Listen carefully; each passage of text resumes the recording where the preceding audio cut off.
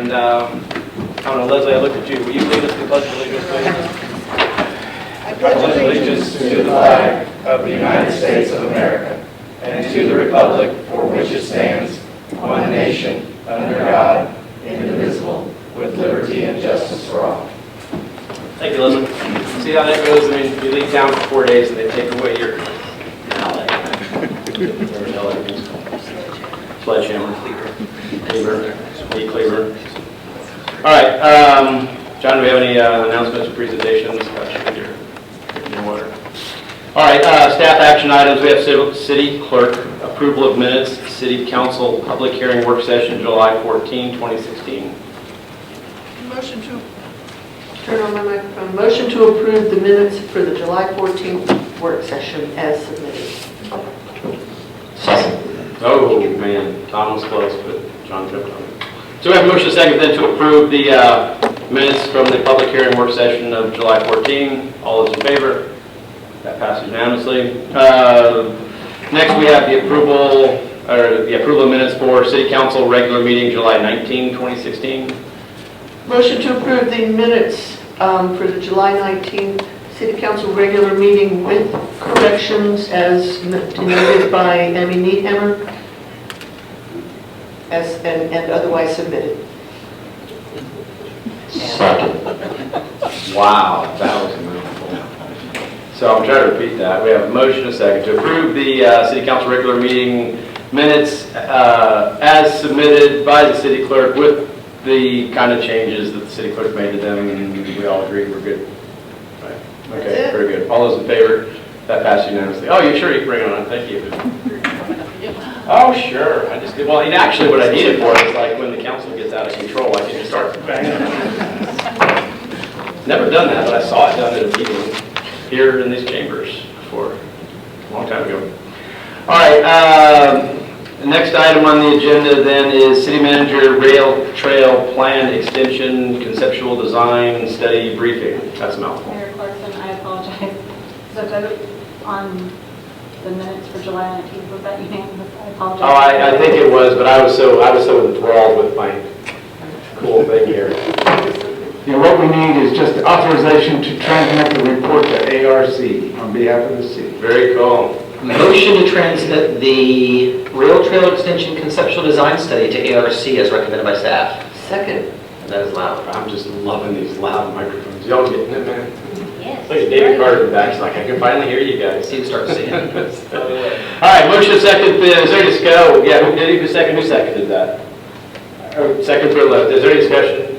Yes. Okay, yeah, good. I thought there might be. I just wanted to ask the city manager, is this part of the 100-day action plan, and is there anything you need to know to do for like surveys for doing the trail or anything like that to move forward next month with that? I'll go ahead and shut up. Once authorized, we'll move forward with the plan as suggested in the study. Very good.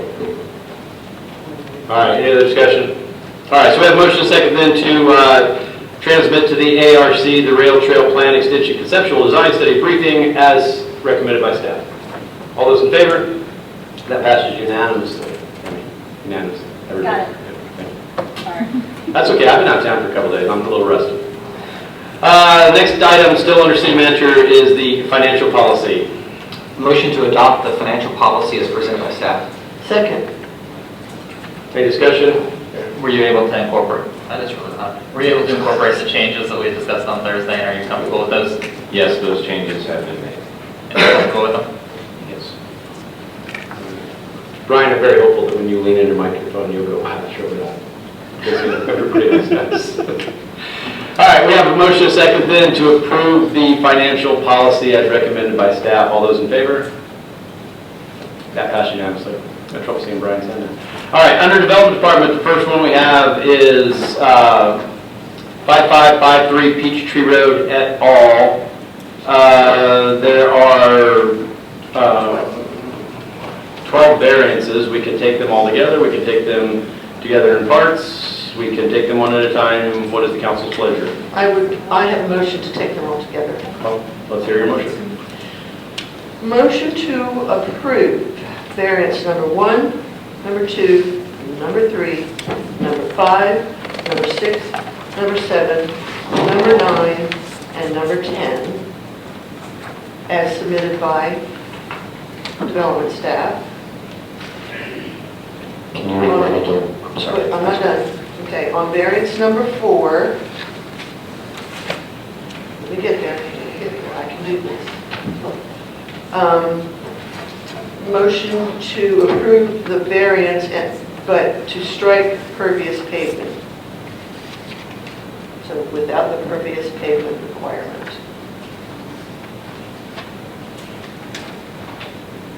And That's number 4. that's number 4, variance number 4. Number 8, variance number 8, which reads, applicant shall provide a minimum of 85 parking spaces by increasing the number of compact spaces to 25%. Motion to approve that variance as submitted by staff. Isn't that supposed to be 73? Just a second, John, she's making a motion, I think. I just need to let her finish her motion, we'll discuss it if somebody seconds it. And then on variances number 11 and 12, I just want to be very certain, and I am, motion to approve them also as submitted by staff, to include the stub out for the property connections both to the northeast and to the southwest. I am now done. Is there a second? Second. All right, discussion. I have some real material concerns about moving forward with a plan that hasn't been reviewed by staff, or at least in which the applicant requested deviation. Additionally, it doesn't appear that the 25% compact would get you to 85, and if we do move forward, I'd like to see us add a condition that the applicant move the dumpster away from the sidewalk in the street to the rear of the property at a minimum, but I believe that there's still a little bit of work to be done, and I just think it sets a very dangerous precedent to move forward on a plan that hasn't been reviewed. Other discussion? It's my feeling that for the most part, this plan has been reviewed. I'll ask Gary, have you reviewed the plan that we're discussing here this evening? I've reviewed a plan that showed 73 parking spaces. And how many parking spaces are they talking about now? 73 is what the applicant requests. Yeah, so there's no different plan from what they've originally submitted. Not to my knowledge. Okay, Darren, I'm a little confused then. There was a revised plan that they gave us last week on Thursday that had not been reviewed by staff. There were also 2 separate site plans within the agenda packet, so I'm not even quite sure honestly which one we're discussing. But Gary, so let's take that one at a time, and probably your second one first. Okay, so there were 2 site plans. Which one are we discussing, and why is there a discrepancy or a difference? The site plan that is in the package, which I reviewed, is dated June 14th, 2016, and it says sheet CP, and it shows 73 parking spaces. And that has been reviewed by you? I have reviewed it. And that is the plan that shows the dumpster in the eastern parking lot or in the western parking lot? Yes, the dumpster is in the far west, down next in the package tape. Okay, so not in the Georgia Power Eastern area and the Pat No. side? No, it's not. So that is different than the handout we were looking at on Thursday night. You are correct about that. So, Gary, you have reviewed that? That's the one we reviewed and that the council is taking action, that your recommendations are made off and the council is taking action on? Yes. Okay. The other one.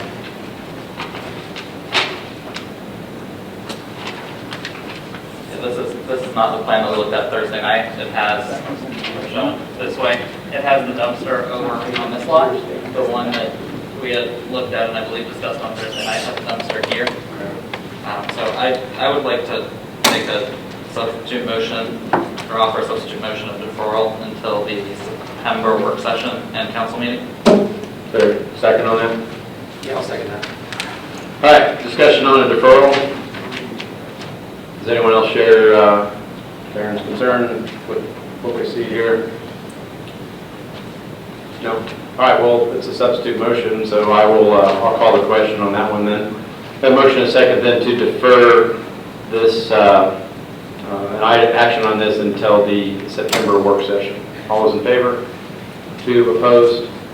3, so we have another motion then to that I couldn't repeat, but I assume you have it written down. I have it written down, but I need to make an amendment to my motion. Oh, My motion, not the... okay, well, first of all, we have your motion, so we need to pick that up and talk about it again. How about the friendly amendments ready for that? Yeah, so what amendment? The friendly amendment is to strike the whole part about the applicant should provide the 85 for the ride share program. That whole, I guess, it's shown as number 1 under variance number 8. I don't, it's not a condition, it's just anything from below 1 dot that refers to the ride share program and carpooling and public transportation. Okay. And which variance is that? Which number? That would be variance number 8. 8, right, okay. So Leslie, are you okay with the I'm the okay. friendly amendment? I'm okay with Who that. made the second? I did. And we're still moving forward with that? Yeah, that sounds Okay, good. very good. I've got a question though on number 8. I've got a couple of questions. I just want to split up for just a second. Oh, of course. On variance number 8, we're suggesting that we're going to go down to the 73 that has been presented. Well, she struck it all together, so I think we need to put that back in. What was stricken altogether? Because I think that she was Number 8. approved. Oh, I didn't realize you Okay, struck so something. real quick, Leslie, because we have gone a little bit further on, I'd ask you to repeat your original motion, if you Okay. would, please. All right, I will. And I'm going to add in, by the way. Should I or should I? No, here's the thing, I have not repeated your motion, Okay. so it still kind of just hangs out there and belongs Okay. to everybody, so. All right, motion to take all of these variance requests at the same time. Motion to approve. I'm going to take them all at the same time. Motion to approve variance number 1 as submitted, as recommended by staff. Variance number 2 as recommended by staff. Number 3 as recommended by staff. 5, 6, and 7 as recommended by staff. 10, 11, and 12 as recommended by staff. On variance number 4, motion to approve the variance, striking the request for pervious pavement. Okay. Motion number 8, motion to approve as recommended by staff. Motion number 9, motion to approve the variance but changing the 5-foot planting strip to a 3-foot planting strip. That's it. Will you accept a friendly amendment to add the requirement that the dumpster be moved to the back of the property? Yes. Very good. These are which pack? Well, personally, I liked it where you had it before, in the stub that was adjoining the southern property. It then showed up next to the sidewalk over on the northern side. So I personally would like to have it in that stub, but if we can, maybe the friendly amendment would be to move it off of the, away from one side so that there is some liberty as to where it goes so that they can plan accordingly. So would you like to work with staff to find a location in the rear of the lot? Sure, if that works. Okay. And I saw a slightly revised site plan today that did that and actually added about 6 parking spaces that they're working on. Okay. So it was a different location before the rear. Okay. So you're saying number 8 is recommended by staff, but are you sure on those numbers? What is in this recommended by staff? The applicant shall provide a minimum of 85 parking spaces by increasing the number of compact spaces to 25% of the total. That's what's written here. That's what I've chosen to mark as. But 73 is on the site plan.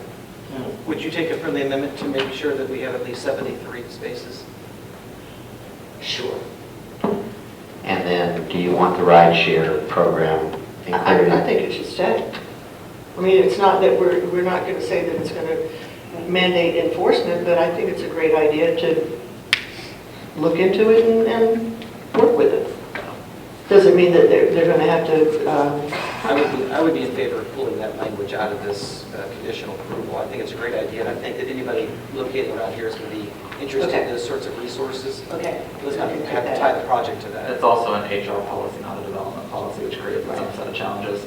Okay, Which variance does that go with? Number 8. Number 8. so the number 85 is going to change to 73. Take out the compact space 25% requirement. And that's, Okay. Are we good? Anything else? Because I'm going to try to repeat this. I've taken some notes. And we're just removing the language that compels the compliance with the ride-share program. We ready? yes. Please jump in as I go along. So we have a motion and a second then to approve all of the variances to require a minimum of 73 parking spaces, to strike under variance for the term pervious pavement, to work with staff to locate dumpster in an appropriate location in the rear of the property. Variance number 8 to to require not a 5-foot but a 3-foot landscape buffer. That's number 9. Excuse me, number 9. And to remove any language that compels the applicant to incorporate a rideshare program. Sounds good to me. And second matters. Oh, no, you have a second. I was just repeating. I wish I could make motions, Mr. John, but but please go ahead and make me feel good. Second. All right. Woo. I was just actually restating the motion as I understood it, made by Councilwoman Robston and I believe seconded by Mr. Hogan. All right. Any other discussion on this item? Thank God. All those in favor? 4 opposed? Okay. Coming. Abstain? I'm abstaining. That's a Go with majority. Good change. I know. Okay. That's odd. Police Department, we had budget amendment for state confiscated asset fund. Motion to appropriate an amount not to exceed $50,000 from the state confiscated asset fund for the purpose of purchasing and customizing a prisoner transport van. second. Any discussion? The motion second to approve the budget amendment for state confiscated asset funds for a van as recommended by staff. All those in favor? Passed unanimously. Parks and Recreation, Dresden Park entrance sign. Motion to approve the design for the Dresden Park entrance sign and approve an amount not to exceed $12,000 for design materials and installation as submitted by staff. Second. Any discussion? Motion second then to approve the design submitted for the Dresden Park entrance sign with an amount not to exceed $12,000, I think you said, as submitted by staff. All those in favor? Passed unanimously. F for finance, just up in there, but just lump it, give you some props to look over at you. G for Public Works, does nothing for me, Red, don't do any work on that. All right, H, Economic Development, 1, Peachtree Road Mural Wall Artist Agreement. Motion to approve the Peachtree Road mural wall artist agreement as submitted by staff. And put it before the mayor for signature. Second. Any discussion? Motion second then to approve the Peachtree Road Mural Wall Artist Agreement as presented by staff. And I'll sign it if y'all vote in favor. All those in favor? Well, I got my pen out. Right, where we got it. Now, Adam, correct me or remind me, do we also need to vote on the MARTA agreement? Or is that just all together, or is that something we need to address? It's under the same, It's all put together. it's all. Okay. So we're all together, right? Cool. We're good to go. Thank you for asking.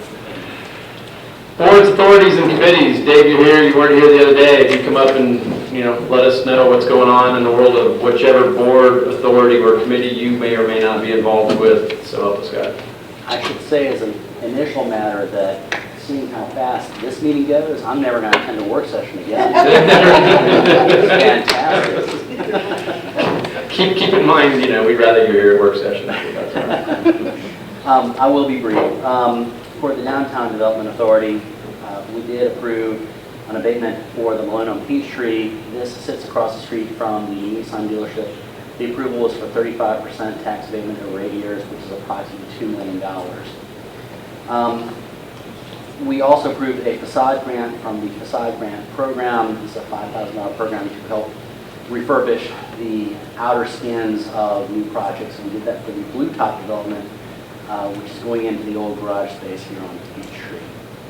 That's about it for the last meeting on July 26th. Anybody have any questions for David Esquire?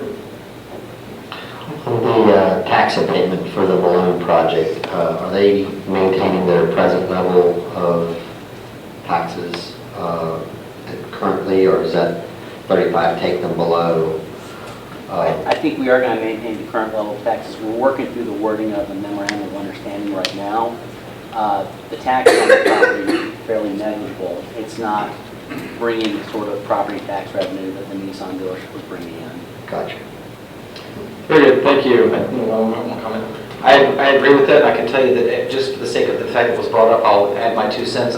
Everybody that I've talked to really appreciates the concept of at least having projects that receive abatements have a floor that is equal to their current tax, so that the city taxpayers don't feel like they're actually losing out on something. So I think what you guys are doing is amazing. We're trying to think every possible avenue to make these palatable and to make them work. So work with suggestions. Thank you. Thank you, Mr. Carter, we appreciate it. Thanks, guys. You being you. Hey, if I can't be me, then I don't want to be me. All right, City Attorney, Joe, good to see you, bud, as always. We've got some reading of ordinances. Yes? Motion to allow the city attorney to read headings only. Second. Any discussion? All right, motion second to allow the city attorney to read headings only for first read and second read of ordinances this evening. All those in favor? I already have discussion. Go ahead, Mr. Sorry, on the massage and spa establishments, is that a long ordinance, or how long is that? Okay, I'll keep mine. All right, so we have a motion second to allow city attorney to read headings only. All those in favor? That passed unanimously. All right, Joe, we got first readings on proposed ordinance designation of drug-free zones. Yes, Mayor, it's an ordinance to amend Chapter 58, basically designates a drug-free zone at Dresden Park and the associated things that have to be done in connection therewith are pursuant to state law in Title 16 of the Georgia Code. That's all on that ordinance. Okay, so we have no, we got a non-smoking code for city buildings and parks. We have an amendment to section 58-9 to be amended by deleting it, substituting a new section, has various restrictions on smoking on city property. That's all there is to that one. Cool.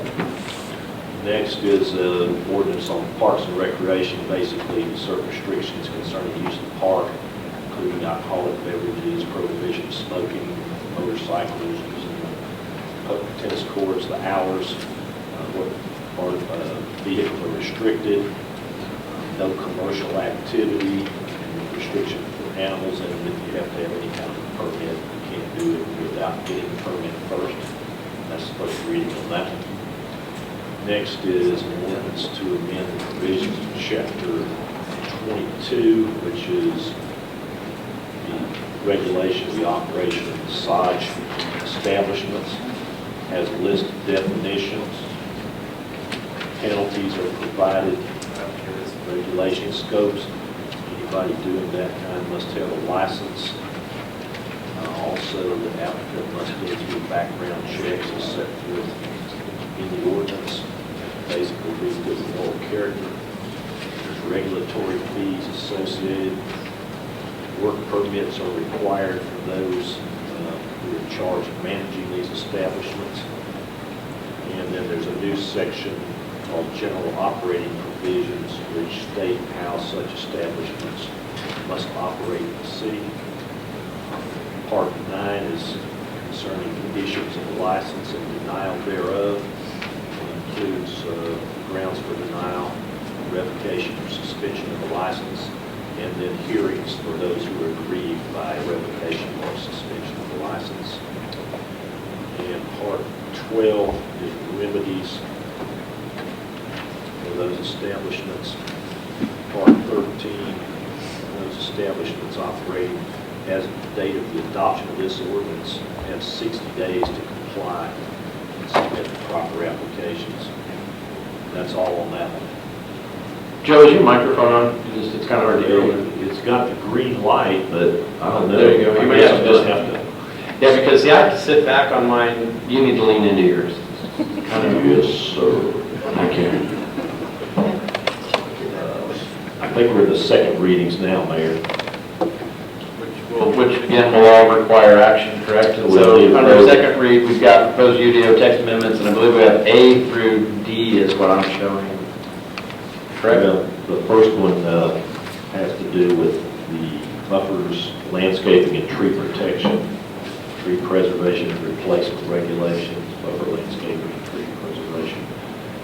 First part, chapter 320, concerning tree preservation, specimen trees located outside setbacks must be preserved within no less than 20% of the disturbance of the critical root zones. And then part 2 is Exhibit A, which is, I don't know if it's attached to this or not, but basically it is attached.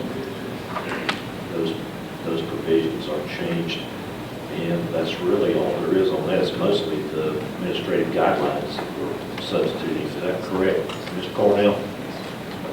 That's second reading. All right. Very good. We need to take action on that. Would somebody care to make a motion? Motion to approve the second read on 2016TA-12 as read by the city attorney. Second. Oh, no, Darren came in first. I heard you first. Maybe because my left ear is better than my right. I don't know. I heard you first. Motion and second, Finn, and Darren had the second. We're going to give it to him. He wanted not just a participation trophy, but a true win.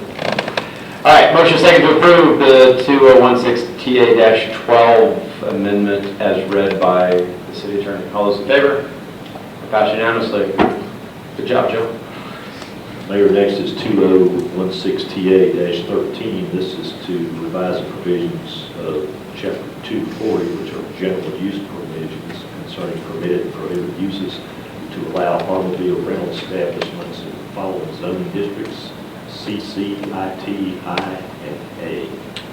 That is the second reading of that, Mayor. Motion to approve 2016 TA-13 as read by the city attorney. Second.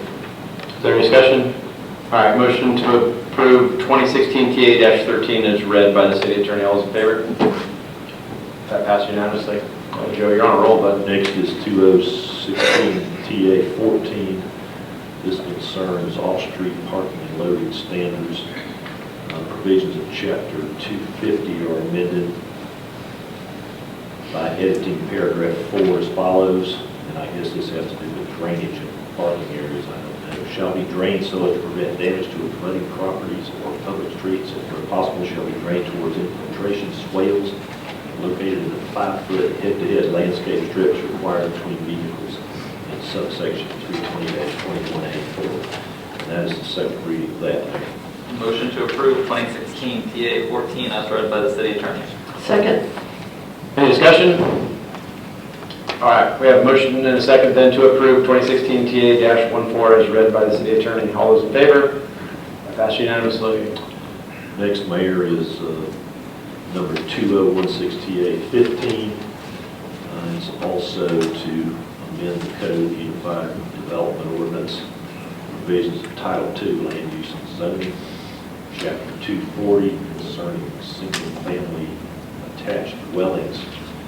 Subparagraph P is going to be inserted. It was not there before. It reads as follows: except in the NR3 zoning district, each new development containing 40 or more townhouse units having more than 50 feet of frontage on the street classified as boulevard, primary, or secondary street shall include office, retail, commercial, or restaurant uses approved by the council in an amount not less than 60 square feet per dwelling unit, or a total of 2,500 feet, whichever greater. Then part 2 of this ordinance also concerns single-family attached townhouse dwellings. We're going to edit the text in subparagraph K, which will read that no individual townhouse driveway shall have access to a public street that is classified as a boulevard, primary, secondary, or feeder street. That's the only changes in that language. That's the second reading of that as well, Mayor. Motion to deny 2016 TA-15 Part 1. Second. Discussion. Can this be taken, does it have to be taken the entirety? No. again, Vision 1.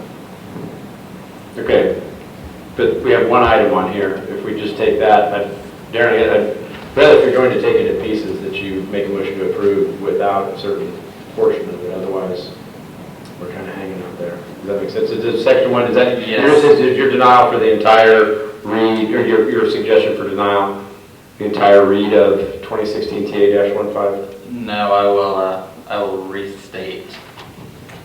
Motion to deny 2016 TA-15 Part 1 and approve 2016 TA-15 Part 2. Second holds. Okay.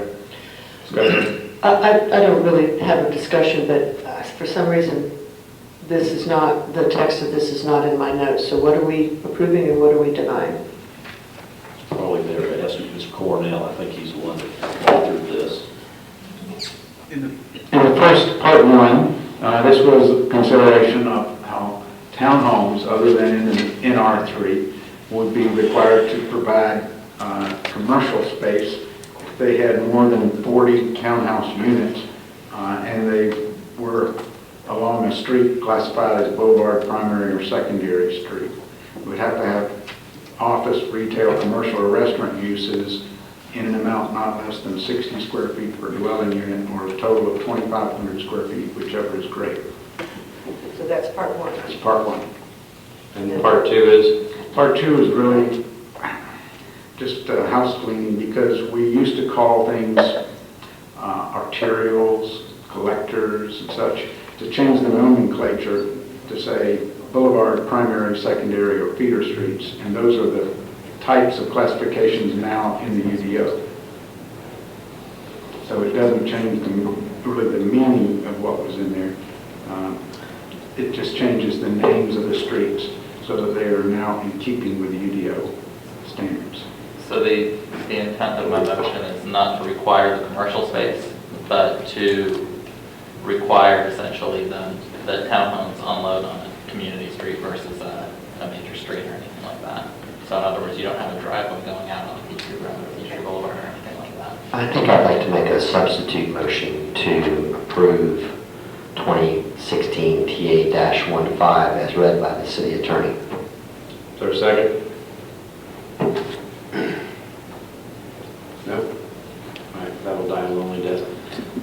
I will say my concern, we've discussed this a lot, is just that, we continue to eat up commercially zoned property with higher density residential property. And I hear from a lot of folks that's not what they want to see. And by putting in commercial as a portion of this, you get more of the neighborhood commercial, more of the walkability, instead of continuing to exacerbate the suburban sprawl. We're an urban community, that the suburban sprawl has just been, So if you go with this, you're just, in my opinion, going to continue to exacerbate that. But I want to make a comment. I actually fully support the concept of exactly what you're talking about. I just don't think that it is marketing. I don't think it's feasible given market conditions to compel it. I think that our approach should be to create some sort of incentive to encourage it. So I don't disagree with your comments. I just think there's a difference in philosophy about how to go about it. That's all. And I would agree with that. I guess my primary concern is the provisions of our zoning ordinance, and the fact that your residential and commercial developers are typically separate entities doesn't really provide for a means of enforcing that or selling that commercial piece to a commercial developer. And I also have concerns about the 50 feet of frontage. I think it makes sense in larger developments that might have, I don't know what the number is, but 200 or 300 feet of frontage that are long, but 50 feet is just very small to require that, and essentially you're mandating a flag development. So my concern is more with the execution than the concept. So one time we talked about this, Gary, of being for the smaller, if the developer didn't want the retail component, that they were going to be able to do the smaller square footage, shorter height style townhomes, but if they wanted to build the larger, which is what they tend to want to do, that we gave them, but that would include a retail component, so they could make the decision if they were on the street, market conditions, that kind of thing. They would build the smaller units, and if they thought they could build there was demand for some retail, they would be incentivized to be able to build the larger units. Is that not a function of this ordinance, or is that something, is that not really related to this, it's something else? I'm kind of confused. There are two or more types of zoning districts that we use. Mostly the NR3 is a category for which townhomes are limited to 35 feet in height. I'm going to call those smaller. All the other zoning districts, village residential, corridor commercial, neighborhood commercial, allow townhomes to be 45 feet or taller. So in that respect, this says that the NR3 is not subject to the commercial requirement. You can do NR3 townhomes without commercial. And this says that if you're not in the NR3, now you have to ask yourself, am I going to build more than 40 units? And am I on a street that's boulevard, primary, secondary? If you meet those conditions, then you have to provide the commercial. So what I would ask council, is there any wiggle room on maybe the 50 foot was something you're against? Is there another number that you would be comfortable with? I'd have to spend some more time thinking about what that really means, but it would be that in conjunction with probably limiting the commercial requirement to that 2,500 square foot as a requirement. You can't do more, but I don't think that, if there's an 80 unit development that's deep that we want to have 8,000 square feet of retail, I don't think it'll sustain that. So again, my concern is the execution, not the intent. Well, I'm just going to state for the record, I'm kind of disappointed because we've been kicking this thing around since February, and there's been plenty of opportunity for people to add some input and to tweak it, and here we are on second read, and now we're hearing things. I've been opposed to it since day one. Likewise, and I've voiced that opinion. Me too. And I'm in favor of a strategy to encourage it. What I'm Why hasn't that come out? Why hasn't that come out? It has come out. Okay. I've shared my thoughts with the idea that I would be much more in favor of creating an incentive to arrive at that instead of compelling that it be mandated. That's all. And what would that incentive be? I don't know. I think that there's lots of room for creating some incentive for a variety of the things that we do, because there are some things that we require that are fairly stringent. And I think that I don't think that we have to give up environmental concerns, and I don't think we have to give up quality of life concerns in return for being able to give developers the opportunity to get a little bit of a higher ROI in return for doing some things that we think are cool for our area, for sure. I still didn't hear anything tangible that I can work with. It's just conceptual. You asked me, did I have something tonight? I'm not prepared to give you a proposal for what those incentives might be. Is that clear? It is clear. Is it clear that we've been talking about this since February and I've been asking you? And I've been asking the whole time? Okay. Thank you, John. All right. John, do you want to make a motion on a number you're comfortable with? Like I said, we've been talking about this since February, and there's been ample opportunity for people to put in their 2 cents. This is not a John Mesa motion. This is something we've been talking about collectively, and if they had things they wanted to include in it, they should have. And here we are on second read. And I understand, but you asked about a number that they would be comfortable with, so I'm asking if you have a number that you would be comfortable with. I'm willing to look at something different if you have a number. I would be guessing what number he'd be comfortable with, so I don't. I think it's a great opportunity for us to explore the idea that there are several things that we would like to encourage people to do, and we've never really had a good conversation about creating or researching what some incentives could be. So I think that the time I don't think is wasted. I support the idea of what you're saying, and possibly that's what you heard as my supporting this motion.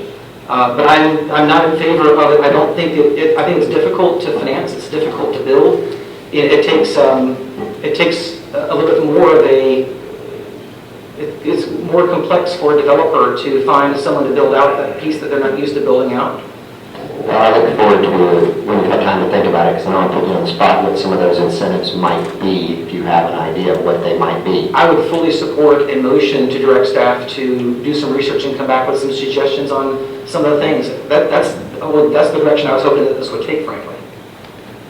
Can I add just one comment in there? I think if we do want to move forward with this as a concept, I think it's imperative that we look at other sections of the code that impact this, and we make sure that we make it plausible and possible and not particularly difficult for those residential developers to split off that parcel as an out parcel and make it separately transferable, so things like allowing a single drive with no townhomes on the street that might sit behind, or some other ways of doing that, because I think without looking at that, we're going to be creating problems for across the board. And then you also get into potential issues of a townhome HOA looking at managing the commercial space if it's included in that property or not separate, or fee simple. There's a number of other things that impact this that I think ought to be looked at in conjunction and not look at it in isolation. And that's not a new concern by any All means. right, so we're going to move forward on it, unless anybody has anything new to add, the same kind of thing. So, Mr. Mayor, this is new to me. Is there an option to defer a second read? You could defer a second read. I'd like to make a motion to defer this until the September work session. Second. Oh, Leslie got it. I'll say this while we're in discussion, then I'll call the question. It's kind of interesting to me that we work with vertical mixed use all the time, and now we're talking about horizontal mixed use, and it comes up with a different set of issues. I work with this profession all the time. I don't see the difference between vertical mixed use and horizontal mixed use. So we have a motion and a second then to defer this to the September work session. All those in favor? I pass unanimously. Thank you, Mr. Mon. That's what makes you such a great mayor pro tem. This I just wanted to use my microphone. Gosh, Gosh, is this thing loud. that deserves a standing ovation. And this is a beautiful thing, folks. We go all the way from A through F with council members, elected officials, and nothing on there. Prior to citizen comments, I'm going to take liberty of recognizing our state representative for much of Chamblee. Scott Holcomb is back there. Scott, we're going to have citizen comment, but I want you to keep the clock on. Do you have anything you want to say to the group while you're here? No, just thank you and listening to what's going on. Appreciate that. Can you step up to the microphone and state your name? Scott Holcomb, I do appreciate the microphones that you all have and the very vigorous debate that you just had as well. But I'm just here to listen and to hear what's going on in your community, and happy to help, and thank you for what you do. Well, we appreciate your service, Scott. Thanks for being here. Appreciate it. All right, citizen comment. Anybody else care to come up and tell us who you are, where you live, what's on your mind? Yes, ma'am. Please make your way to the microphone. I'm Ann Cobb, and I live in Parks Place subdivision. And 30 years ago, I stood here on the opposite side of the tree ordinance debate because my house was built off Parks Place, and the Donaldson Road folks were real concerned about the development behind them. Now I'm concerned about the development on Donaldson that's behind me because I keep on seeing all the trees going down.